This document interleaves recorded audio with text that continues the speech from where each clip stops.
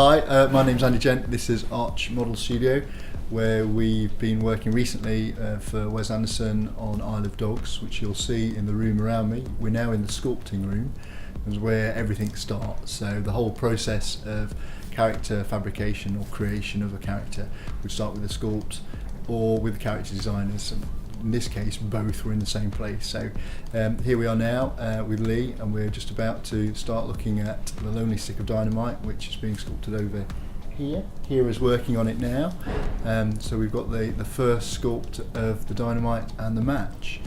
So time frame for building all of these things and for how we would schedule it.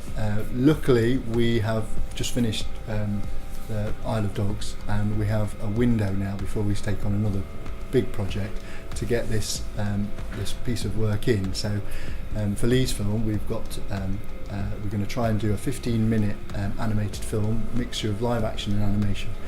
We're going to try and sculpt all of the scenic parts in miniature that we need and all the character parts that aren't in the live action part. Scheduling it all, we would look at how long we'd take to sculpt, so we break down what characters need to be sculpted, what characters need to have parts made for them. Then I will allot amount of time to individuals in the whole workshop. In here, at its height, we had 60 people working on the film. For this one, we're probably going to run about 12 people to get it done. We're going to endeavour to get it done in just a few weeks. It might go into a month, slightly longer, depends on approvals and how that goes. But essentially we know we've got a pretty good idea of how long it'll take us to get the scenic work done, how long it'll get to paint. So we'll schedule those elements in. It has to run in a certain way. You have to start with sculpt, it then has to go to mould. Armatures can only start after that. So people will come and go as the process evolves, and that's how we sort of schedule it. So there's a simple formula that you have to follow through to get from sculpting to paint, and other things then await for scale.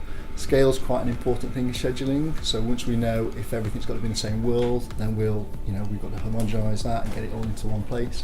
But if it's shot as elements on green screen, then we've got some freedom, which means we can start to schedule it in a different way.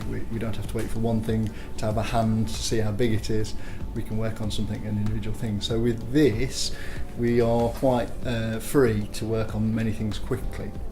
There are a few elements that have to be tied together. Set and sort of buzzard would be great if we can get those into the same thing.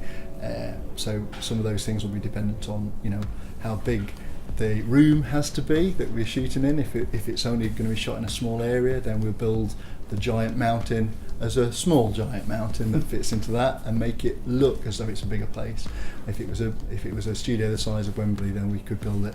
You could build it almost as long as you like. But the beauty of miniatures is making something and working out how long it's going to take to build that in a small place to make it look like it's a giant scenario. So we will work on all those bits and then and put them all together and get them all together in a few weeks' time, and then the painters will bring everything together, and so it's in one world.